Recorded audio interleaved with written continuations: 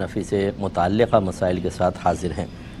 پچھلے پروگرام میں آخر میں تھوڑا سا میں اس میں اور مزید بیان کرنا چاہ رہا تھا۔ دو نمازوں کو جمع کرنے کے بارے میں کویسچن ہوا تھا، تو میں نے آپ کو بتایا کہ فقہ حنفی میں دو نمازوں کو حقیقتاً جمع کرنا منع ہے۔ حقیقتاً جمع کرنے کا مطلب ایسا کہ ایک نماز کو قضا کریں اور اگلی نماز کے ساتھ اس کو پڑھیں، یا اگلی والی نماز کو وقت سے پہلے ادا کیا جائے۔ فقہ حنفی میں دونوں چیزیں صحیح نہیں ہیں۔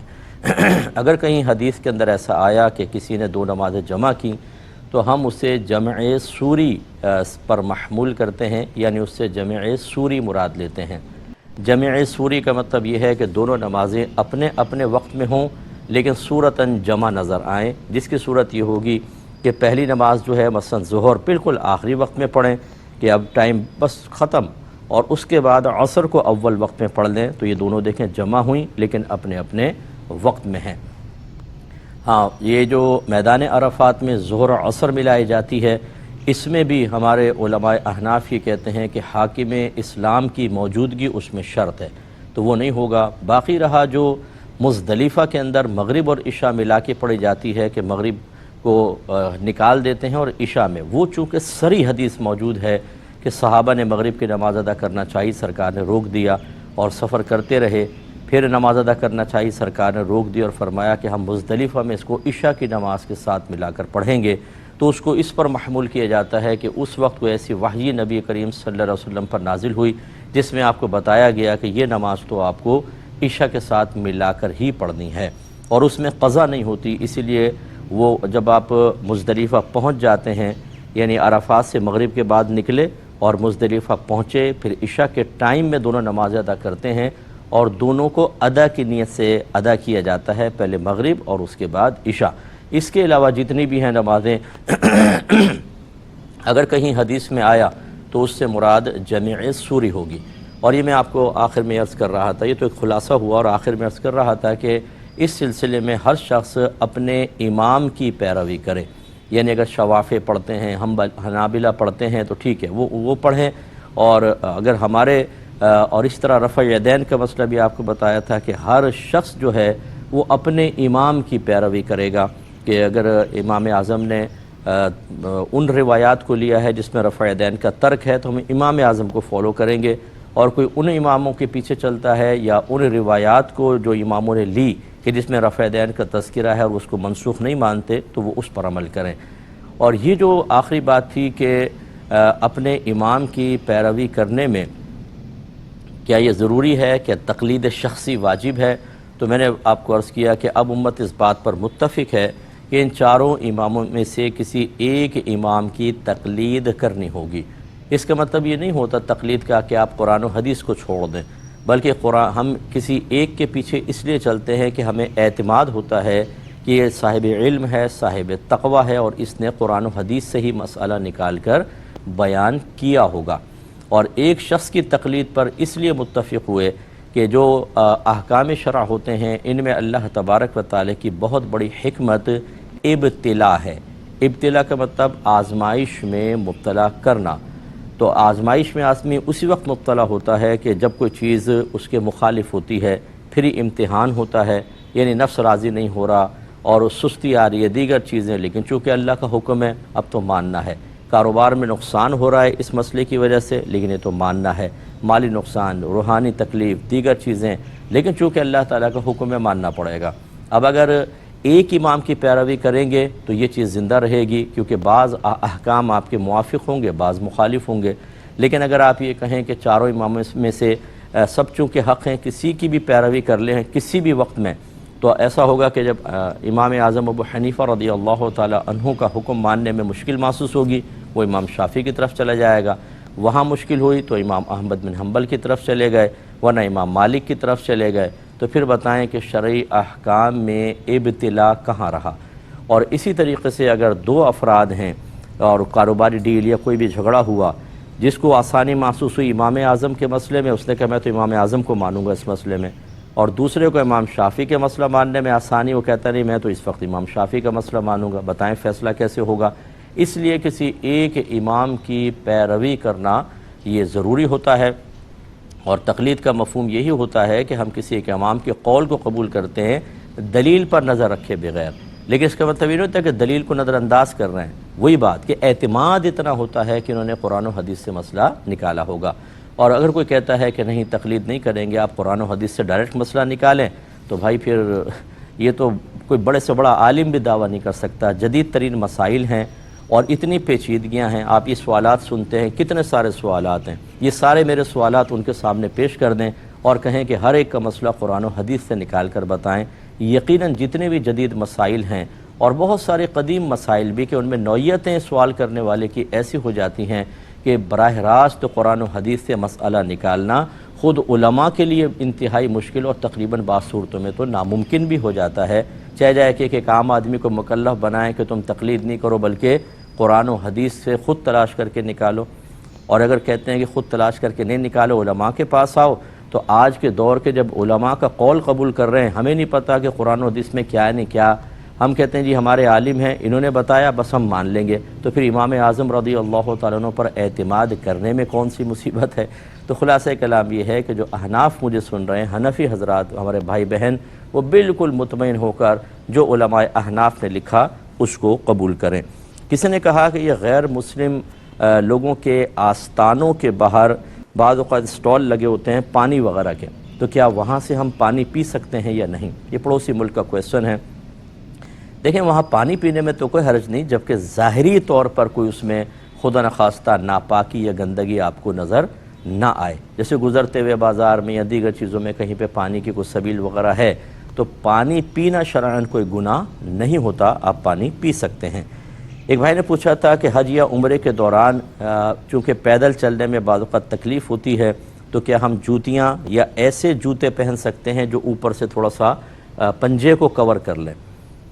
دیکھیں اس میں تو اتفاق ہے کہ یہ جو ٹخنے ہیں ان کو کھلا رکھنا لازم ہے، لیکن اس میں اختلاف ہے کہ جو پاؤں کی پشت کی ہڈی ہے کہ یہ بھی کھلی رکھی جائے گی یا نہیں۔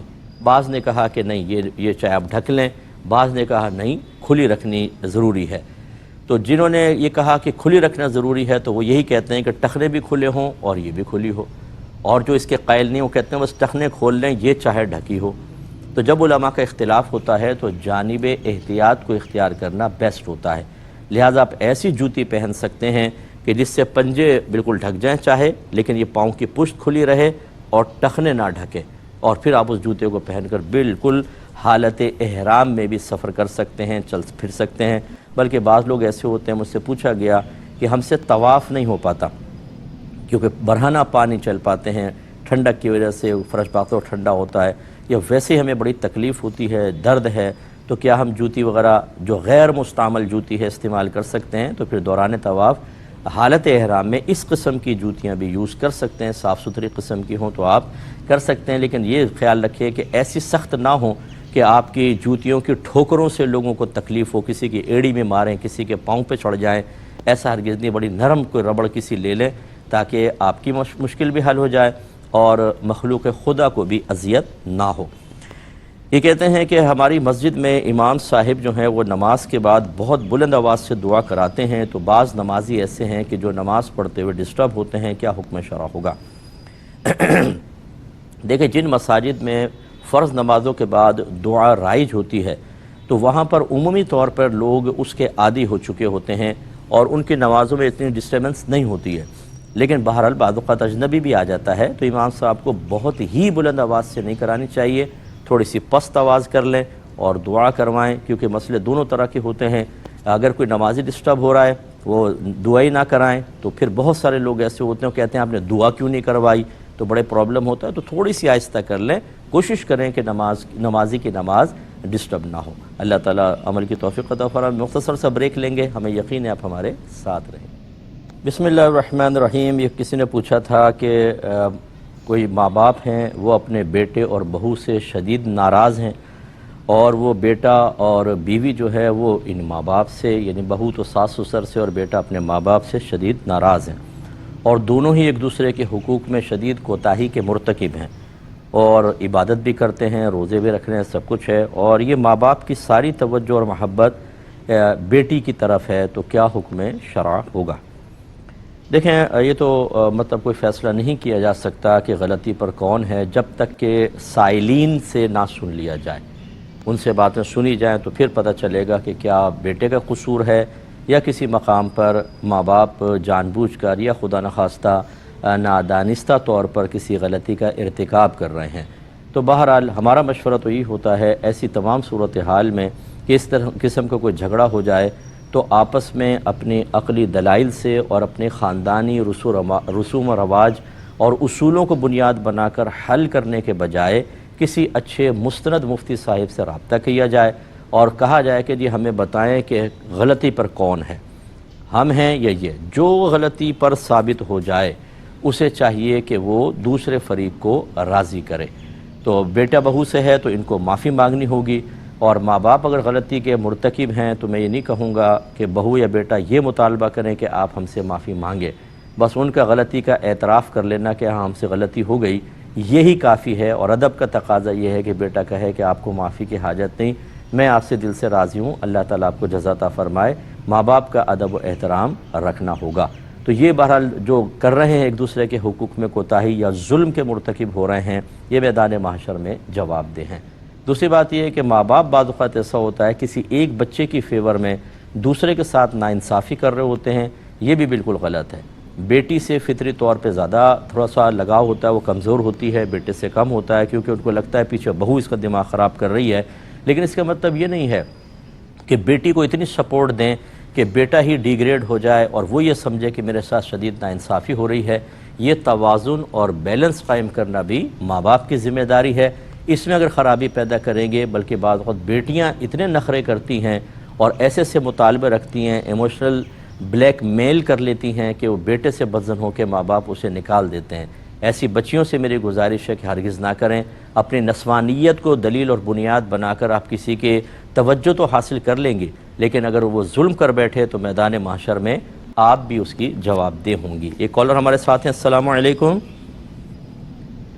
وعلیکم السلام جی۔ جی حضرت، جی فرمائیے، بولیں مفتی صاحب میرے دو سوال ہیں۔ بولیں جلدی بولتے جائیے۔ اچھا جی مفتی صاحب، میں نے ادھر اسپین میں کچن میں غیر مسلم کے پاس کام کرتا ہوں کچن میں، ٹھیک ہے، اور ادھر بہت سی حلال چیزیں بھی ہیں لیکن ساتھ میں ایک خنزیر کا گوشت بھی پکتا ہے، وہ بعض اوقات مجھے سرو بھی کرنا پڑتا ہے۔ ٹھیک ہے، تو کیا ادھر وہ میرے لیے کام کرنا مناسب ہے یا نہیں؟ ٹھیک ہے، میں بتاتا ہوں۔ اور دوسرا یہ ہے کہ میں قرآن پاک پہ موبائل پہ قرآن پاک کی تلاوت سنتا ہوں با ترجمہ، اور ساتھ میں بعض جو تلاوت ہے وہ خود بھی رپیٹ کرتا ہوں۔ ایسا کرنا کیا میرے لیے مناسب ہے یا نہیں؟ ٹھیک ہے، اور میں عرض کرتا ہوں، ایک اور کالر ہیں، السلام علیکم۔ السلام علیکم۔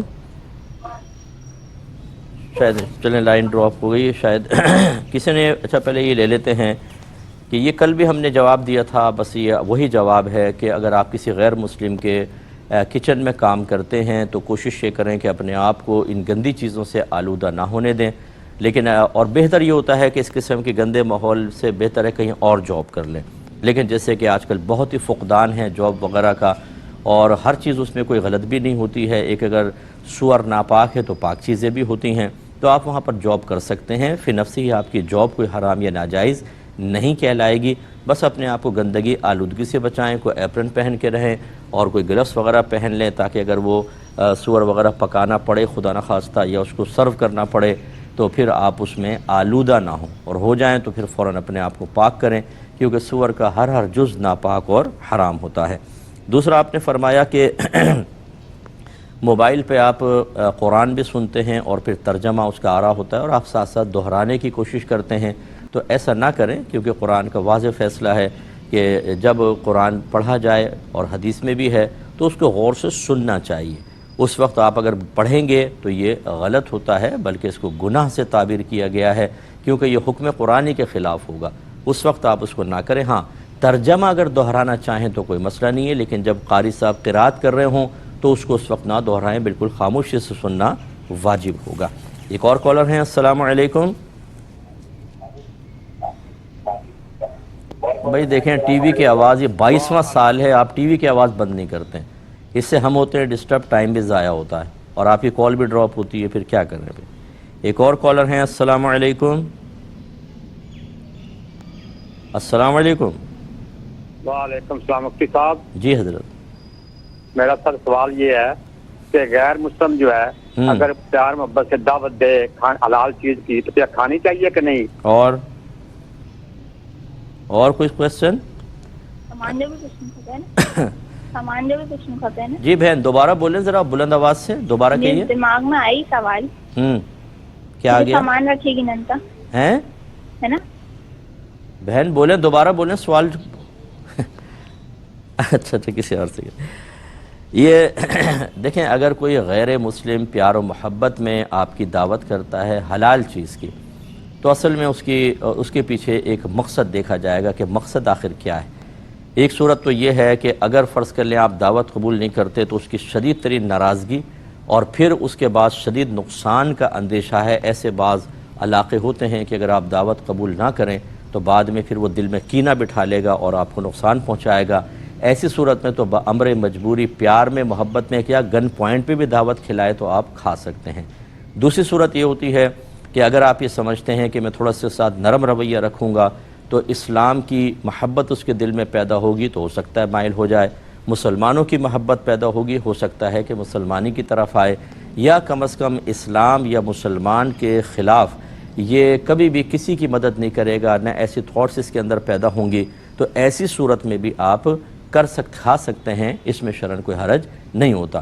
ایک تیسری صورت یہ ہے کہ نہ نقصان کا اندیشہ ہے، نہ اس کا اسلام کی طرف آنے کا اندیشہ ہے، لیکن جیسے اسکول ہوتے ہیں، کالج ہیں، آفس وغیرہ ہیں، یا روم میٹ ہوتے ہیں، بعض اوقات آپ کے ایک ہی روم کے اندر رہتے ہیں اور اس نے کھانا بنا کے پیش کر لیا، تو یہ بھی مروت میں تھوڑا بہت کھا سکتے ہیں کہ پھر چلیں اس کی دل آزاری ہوگی، حرج نہیں۔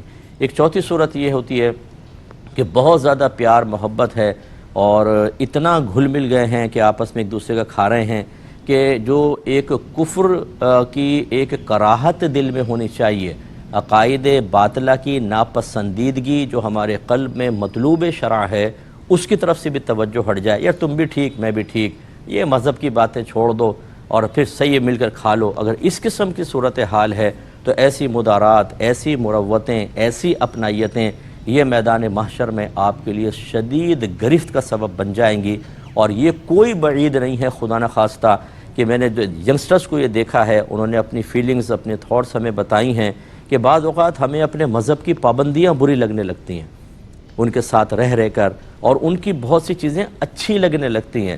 اب اگر اس کا تعلق عقائد کے ساتھ ہو تو یہ ایمان کی تباہی کی طرف پہلا قدم ہو سکتا ہے۔ اس لیے ان تمام صورتوں کو ذہن میں رکھ کر پھر اگر آپ سمجھتے ہیں تو آپ دعوت کر کھا لیں، اور اگر آپ سمجھتے ہیں کہ خطرات ہیں تو تھوڑا سا احتیاط کیجئے۔ ایک بھائی نے کویسچن کیا تھا کہ سنا ہے کسی نے کہا کہ گھر میں جھاڑو کو کھڑا کر کے نہ رکھیں، اسے لٹا کر رکھیں ورنہ گھر میں کوئی برا ہو جاتا ہے بلکہ موت بھی ہو سکتی ہے، تو کیا حکم شرع ہے؟ کوئی مسئلہ نہیں ہے۔ نبی کریم صلی اللہ علیہ وسلم کے دور میں ایسی جھاڑوؤں کا رواج تھا جو ہمارے یہاں ہیں، تنکوں کی جھاڑو اور دیگر جھاڑو ہیں، اور کیا نبی کریم نے ایسا کوئی فرمان ارشاد فرمایا؟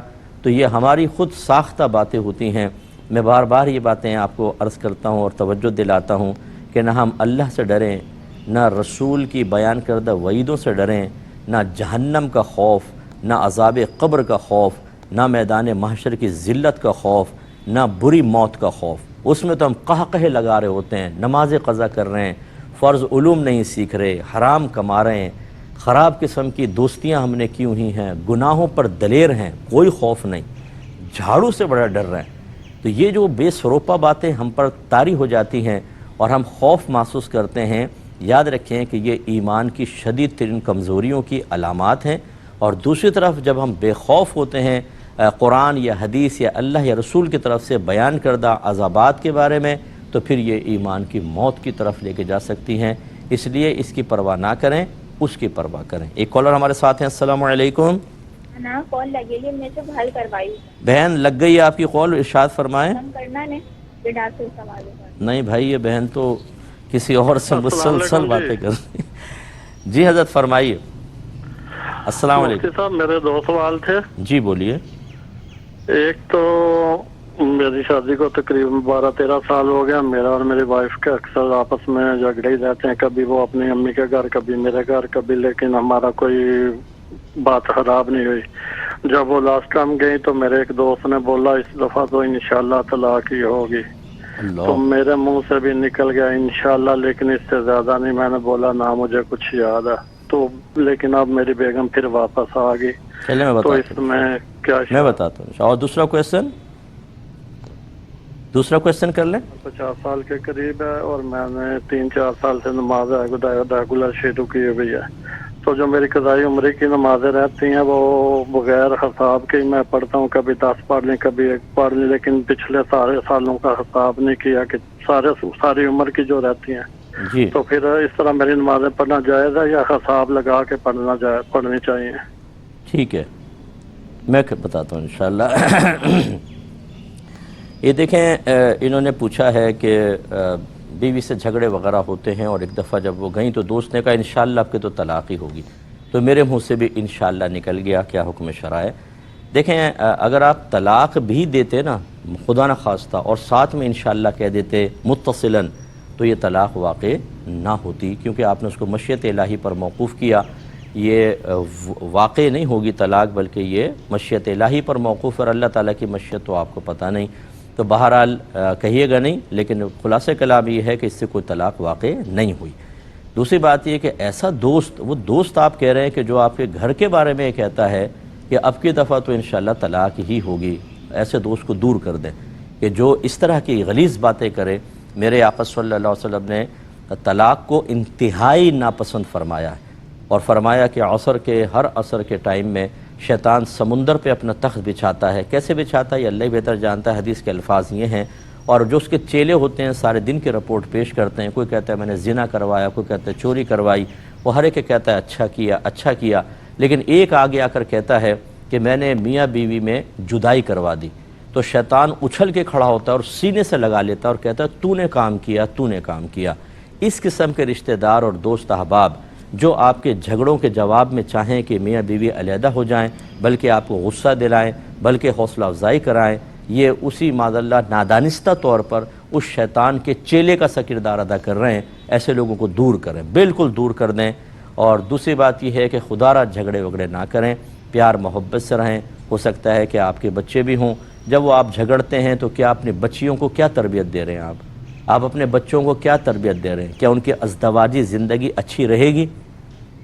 मुझे एक कपल ने मुझे बताया कि हम शुरू से लड़ते झगड़ते रहे हैं और अब हमारी बच्ची की उम्र 30 साल हो गई है, वो शादी करने के लिए तैयार नहीं। वो कहती है कि अगर शादी के बाद ऐसे झगड़े होने हैं तो मैं बग़ैर शादी के ही ठीक हूँ। और आप यकीन करें, वो अगर सुन भी रहे हो तो शायद मुस्कुराएंगे, मैं निशानदेही नहीं करूँगा कि कहाँ के थे, कि जब वो मेरे सामने बैठे वहाँ भी लड़ने लगे आपस में, यानी सारी ज़िंदगी। और फिर ख़ुद अपने आप को कंट्रोल नहीं करना, ख़ुद ना बीवी शोहर के हुकूक समझ रही है, ना शोहर अपने जुल्म की दास्तानों पर गौर कर रहा है, हरकतों पर गौर कर रहा है। फिर एक नतीजा निकालते हैं किसी ने हम पे तावीज़ करवाए हुए, असल में जादू करवाएं, इसलिए हम लोगों के आपस में नहीं। अरे भाई, हर चीज़ के अंदर जादू टोना हो गया। आप लोग अपने आप को सेल्फ कंट्रोल नहीं करते। दोनों बड़े बाप के हैं, दोनों ज़हीन व फ़तीन, और सामने वाला बिल्कुल बेवकूफ़ और बुद्धू। गलती सारी इसकी है, मेरी नहीं। जब इस किस्म की बातें होंगी तो झगड़े कैसे ख़त्म होंगे? खुदारा ऐसा ना करें। झगड़ों के अंदर कभी बीवी बेअदबी की मुर्तकिबा होती है, कभी शोहर जुल्म करता है। यहाँ तो आप दलेरी के साथ कर रहे हैं और आप कह रहे हैं अभी बात ख़राब नहीं हुई, यानी आप तलाक की तरफ इशारा है, लेकिन इतनी तो आपने ख़राब कर ली। मैदान महशर में आप दोनों को खड़ा किया जाएगा और ज़िंदगी भर के तमाम जो मामलात थे उनमें फ़ैसला करवाया जाएगा। अगर शोहर की तरफ से जुल्म साबित हुआ, बीवी की नेकियां निकाल कर शोहर के नामे अमाल में डाली जाएंगी, और अगर बीवी ने शोहर के हक़ में कोताही की, बदतमीज़ी की, बेअदबी की, तो इसकी नेकियां निकाल कर शोहर के नामे अमाल में डाली जाएंगी। खुदारा ऐसा ना करें, अभी प्यार मोहब्बत से रह लें। चंद दिन की ज़िंदगी है, जितने झगड़े हो गए दोनों तरफ सोचें और फिर कहीं डेट पे चले जाएं, खाना खाने आउटिंग पे जाएं बच्चों को छोड़कर, और वहाँ खाना खा के दोनों फैसला करें कि अब हम अपनी लाइफ को चेंज करेंगे और अपने बच्चों के लिए एक अच्छी मिसाल बनेंगे। लोग हैरान होंगे, रिश्तेदार हैरान होंगे, बच्चे हैरान हो जाएंगे। मत घबराएं, पूरे कंट्रोल के साथ अब अपने घर के माहौल को आप अच्छा कीजिए। एक मुख्तसर ब्रेक पे जाएंगे, हमें यकीन है आप हमारे साथ रहेंगे। بسم اللہ الرحمن الرحیم. بھائی نے اگلا کویسچن کیا کہ ان کی 50 ایئرز کی عمر ہے اور ابھی پچھلے 2-3 سال سے نمازیں سٹارٹ کی ہیں, سابقہ زندگی کی قضا ادا کر رہے ہیں لیکن بغیر حساب و کتاب کے, ٹھیک ہے یا نہیں؟ دیکھیں آپ بالکل ٹھیک نہیں کر رہے, کوشش کریں آپ اپنی زندگی کے ابتدائی 15 سال مائنس کر دیں.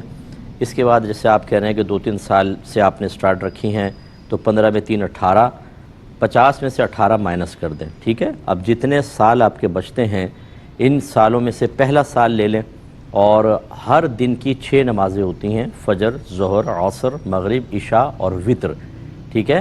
تو آپ ایک جیسے اب جنوری لے لیں, اس کے اندر 30 یا 31 کا مہینہ تھا تو 31 انڈے بنا لیں.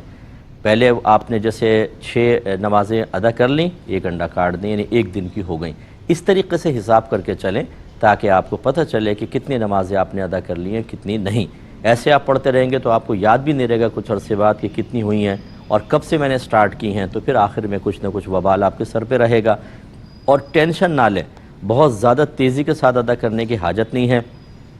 آپ کا کام تھا اللہ تبارک و تعالیٰ کے خوف اور سابقہ کوتاہیوں پر ندامت کے ساتھ ایک اچھے عمل کو شروع کرنا. وہ تکمیل تک پہنچتا ہے نہیں پہنچتا یہ اللہ تعالیٰ بہتر جانتا ہے.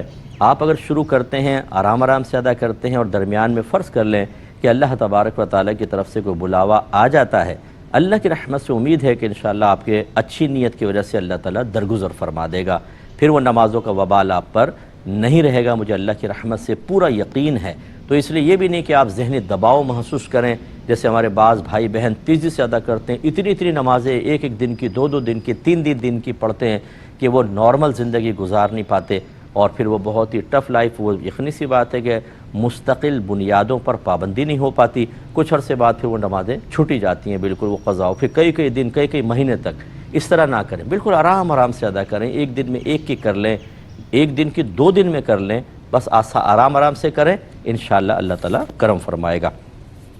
ایک بھائی نے پوچھا کہ ہمارے شہر کے قاضی صاحب ہیں, یہ بھی پڑوسی ملک کا ایک کویسچن تھا, وہاں شاید شہروں کے اندر قاضی ہوتے ہیں, اب قاضیوں کا کیا کردار ہوتا ہے, واللہ اعلم بالصواب. ہمارے یہاں قاضی کا رواج نہیں ہے. وہ کہتے ہیں ہمارے شہر کے قاضی صاحب جو ہیں وہ کوئی نماز نہیں پڑھتے سائل کے مطابق, اور وہ نمازوں کے اوقات میں بازار میں بیٹھے ہوئے نظر آتے ہیں, کسی کے بعد باتیں کر رہے ہیں, کچھ کر رہے ہیں, لیکن جب عید کا ٹائم آتا ہے تو عید ضرور پڑھاتے ہیں. وہ ایک عیدگاہ میں, ایک اور جگہ بھی نماز ہوتی ہے. تو ایسے شخص کے پیچھے عید پڑھنا, عید کی نماز ادا کرنا کیسا ہے؟ دیکھیں اگر خدا نہ خواستہ ایسا ہی ہے جیسے سائل نے بیان کیا, انہوں نے کوئی مبالغہ یا جھوٹ شامل نہیں کیا, اور یہ اگر کیا ہے تو وہ وسائل کے مطلب سر پر ہے اس کا وبال. اگر واقعی ایسا ہے تو ایسا شخص فاسق معلن کہلاتا ہے. فاسق مانے کبیرہ گناہ کرنے والا, اور معلن مانے اعلانیہ طور پر سب کے سامنے فاسق معلن. اور ایسے فاسق معلن کو امام بنانا بلکہ عہدہ قضا دینا یہ بالکل ٹھیک نہیں ہوگا. کہ وہ کیا مطلب یہ کہ لوگوں کو درس دے گا, لوگ اس سے کیا درس حاصل کریں گے. اور ایسا شخص جو اعلانیہ گناہ کرتا ہے اور گناہ کبیرہ کر رہا ہے کہ مستقل نماز نہیں پڑھ رہا, یہ قابل تعظیم نہیں ہے. اور عید کی پھر نماز پڑھانے کے لیے اس کو مقام تعظیم پہ کھڑا کرنا یہ بالکل ٹھیک نہیں ہوگا. لہٰذا آپس میں لڑائی جھگڑا بھی نہ کریں, پیار محبت سے ان کو کوئی سمجھائے کہ بھئی آپ کو اللہ نے ایک اچھا منصب دیا ہے, آپ تو نماز پڑھیں, بچوں کو ینگسٹرز کو لے کر آئیں نماز کی طرف, ان کو تلقین کریں, درس کریں, بیان کریں, تو اس طرح پیار محبت سے سمجھائیں. لیکن بہرحال نہ مانیں تو پھر جو سنجیدہ مزاج لوگ ہیں, سمجھدار لوگ ہیں, صاحب علم لوگ ہیں, وہ اتفاق کر کے اگر کوئی معزولی کی صورت بن سکتی ہے تو ان کو اس عہدے سے ہٹایا جائے. ایک بھائی نے پوچھا کہ اگر کوئی غیر مسلم ہم پر ظلم کرے اور ہماری زمینیں چھین لے تو کیا کبھی ہم اگر غالب آئیں تو اس پر ظلم کر سکتے ہیں کہ نہیں؟ تو دیکھیں ظلم تو بالکل نہیں کر سکتے, نہ کسی کافر پہ کر سکتے ہیں, نہ کسی جانور پہ کر سکتے ہیں, اگرچہ اس کافر نے آپ پر ظلم کیا ہو. یہی میرے آقا صلی اللہ علیہ وسلم کا طریقہ کار ہے. جب میرے آقا نے اعلان نبوت فرمایا, خود ارشاد فرماتے ہیں اس 13 سالہ مکی زندگی کے بارے میں خاص طور پر کہ میں جب بھی تمہیں دین کے معاملے میں کوئی پریشانی آئے تو تم میری تکلیفوں کو یاد کر لیا کرو, اس لیے کہ میں دین کے معاملے میں سب سے زیادہ ستایا گیا ہوں. یہ خود میرے آقا نے ارشاد فرمایا. لیکن جب فتح مکہ ہوا, آپ فاتح کی حیثیت سے داخل ہوئے اور کفار کو کانپتے اور لرزتے ہوئے دیکھا تو پوچھا کہ آج تم مجھ سے کس سلوک کی توقع اور تمنا رکھتے ہو؟ انہوں نے کہا آپ کریم ہیں, کریم باپ کے بیٹے ہیں, یعنی کریم جب غالب آتا ہے تو اظہار کرم کرتا ہے۔ سرکار نے فرمایا لا تثریب علیکم اليوم، آج تم میں سے کسی پر کوئی گرفت نہیں، جاؤ میں نے تم سب کو آزاد کیا، چھوڑ دیا۔ حالانکہ سرکار چاہتے تو ان سب کو مقید کر لیتے اور چن چن کر ان سے بدلے لیتے، لیکن سرکار نے قیامت تک کے لیے بہترین مثال قائم کی، اور اس کے بعد ہزاروں لوگ اسلام میں داخل ہوئے آپ کے اس طرز عمل کو دیکھ کر۔ تو لہٰذا یہ ظلم کا تو ذہن میں نہ رکھیں، ہاں اپنا حق واپس لینا یہ ظلم نہیں ہوتا۔ تو کسی نے اگر آپ کی زمین چھینی ہے، فرض کر لیں، جب آپ غالب آتے ہیں تو اپنا حق واپس لے سکتے ہیں، اس کو کوئی ظلم نہیں کہے گا، لیکن یہ کرنا کہ اپنی زمین کے ساتھ ساتھ آپ کہیں گے ہم تیری زمین لیتے ہیں تاکہ تجھے ایسی اذیت ہو، ایسا ہرگز نہ کریں، اسلام اس کی اجازت نہیں دیتا ہے۔ ایک بھائی نے فرمایا کہ میں نے غسل کر لیا، ابھی کپڑے وغیرہ نہیں پہنے تھے تو یاد آیا کہ میں نے وضو تو کیا ہی نہیں، پھر میں نے سوچا چلو وضو کر لیتا ہوں، لیکن پھر مجھے یہ بھی یاد آیا کسی نے کہا تھا کہ ایسے گیلے بدن کے ساتھ وضو نہیں ہوتا، پہلے پورے بدن کو خشک کرو اس کے بعد وضو کرو، کیا حکم شرع ہے؟ تو دیکھیں جس نے یہ کہا یا آپ کے ذہن میں آیا کہ شاید میں نے وضو نہیں کیا، یہ غلط ہے۔ مسئلہ یہ ہے کہ وضو میں نیت صرف ثواب کے لیے ضروری ہے، وضو کے لیے ضروری نہیں ہے۔ یعنی کہنے کا مطلب یہ ہے کہ آپ نے اگر بلا نیت بھی پانی آزائے وضو پر بہا لیا تو نیت نہیں تھی لیکن وضو ہو گیا، کیونکہ اللہ تعالیٰ نے ارشاد فرمایا وَأَنزَلْنَا مِنَ السَّمَاءِ مَاءً طَهُورًا، ہم نے آسمان سے پاک کرنے والا پانی نازل فرمایا، لہٰذا کوئی نیت کرے نہ کرے وہ پاک کرے گا۔ جیسے میں اکثر مثال دیتا ہوں کہ آگ کو اللہ نے جلانے کے لیے پیدا کیا، اب آپ یہ نیت کریں کہ میں جلوں نہیں اور ہاتھ ڈال دیں تو کیا آگ نہیں جلائے گی؟ جلائے گی، وہ اپنا کام کرے گی۔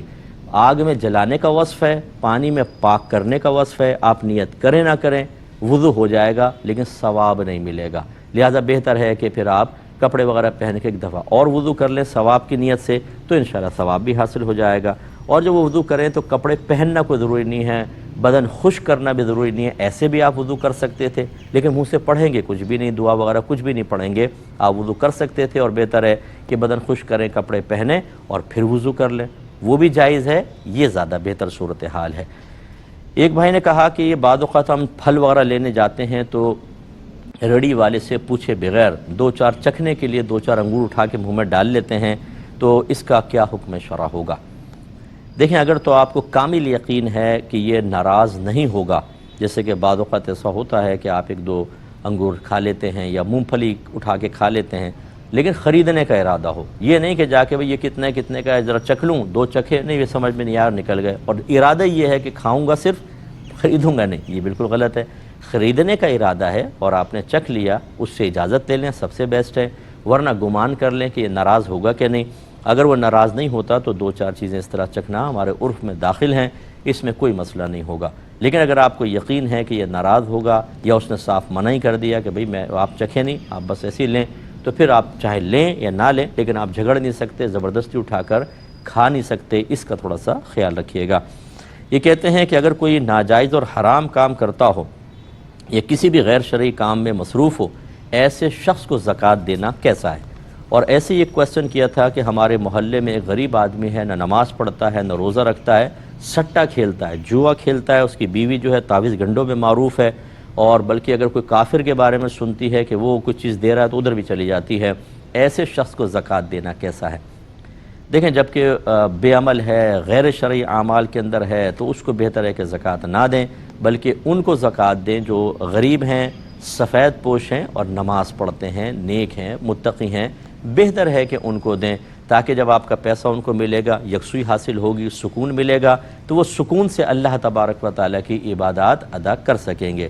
جبکہ اس طرف اگر آپ دے بھی دیں گے، وہ جتنا کھائیں گے پیئیں گے، تمام تر توانائی کو غیر شرعی امور میں خرچ کریں گے، تو آپ کیوں دے رہے ہیں؟ اس لیے کہ آپ کے پیسے سے وہ توانائی حاصل کر کے اچھی طرح نفس و شیطان کی غلامی میں زندگی گزاریں، کیا یہ کوئی اچھی بات ہے؟ تو اس سے بہتر ہے کہ وہ تلاش کریں، اور خصوصاً جب کہ وہ سٹا کھیلتا ہے، ایسے کو تو بالکل بھی نہ دیں، ہرگز نہ دیں، کیونکہ جیسے پیسہ ہاتھ میں آئے گا وہ جب تک نہیں ہوگا تو تڑپتا رہے گا کہ کوئی چیز مل جائے، یہ تو گھر کی چیزیں بیچ دیتے ہیں، تو آپ کا زکوٰۃ کا پیسہ فوراً سٹے میں لگائے گا اور خواہ مخواہ ہار کر آپ کے سارے پیسے ضائع ہوں گے، کسی غریب تک پیسہ پہنچے گا نہیں، اور یہ اپنی عادت سے مجبور ہوتے ہیں، جوئے کھیلنے والے آپ کا سارا پیسہ ضائع کریں گے، ہرگز ایسے شخص کو یا ایسے لوگوں کو زکوٰۃ نہ دی جائے۔ یہ کہتے ہیں کہ کیا کوئی عورت اپنے مرد محارم سے گلے مل سکتی ہے کہ نہیں؟ جیسے عید وغیرہ ہوتی ہے اس کے اوپر، جیسے والد صاحب ہیں، بھائی ہیں، سگے ماموں ہیں، چچا ہیں، تایا ہیں، ان سے دیکھیں جب بچی بڑی ہو جاتی ہے تو خود باپ کو بھی اجازت نہیں ہوتی ہے کہ وہ جیسے مردوں کی طرح سینے سے لگاتے ہیں اس طرح بچیوں کے ساتھ گلے ملیں۔ بہت احتیاط کرنی چاہیے۔ ہاں ایک ہمارے ہاں رواج ہے کہ جیسے بچیاں تھوڑی قریب آئیں تو تھوڑا سا یوں ہاتھ رکھا، والد صاحب نے سر پہ ہاتھ رکھ دیا، تھوڑا سا وہ کندھا ٹچ کرتی ہیں تھوڑا سینے کے ساتھ، یہ چل جائے گا، اس میں کوئی اتنا مسئلہ نہیں ہے۔ لیکن یہ کہ ڈائریکٹ جیسے مرد گلے ملتے ہیں ایسے اپنے بھائیوں یا ماموں وغیرہ سے ملنا، یہ باعث فتنہ ہو سکتا ہے۔ کوئی کسی کی میں نیت پہ شک نہیں کر رہا ہوں، نہ بچی کو کسی کی اپنے محارم کی نیت پہ شک کرنا چاہیے، لیکن بہرحال شریعت کو یہ مطلوب نہیں ہے۔ اور اگر خدا نخواستہ کسی محرم کے بارے میں شبہ ہے کہ وہ بدنیت ہے، پھر تو فرض ہے دور رہنا، پھر تو دور سے ہی کریں، ہاتھ تک نہ ملائیں اور قریب نہ آئیں۔ اللہ تعالیٰ سمجھ کی توفیق عطا فرمائے۔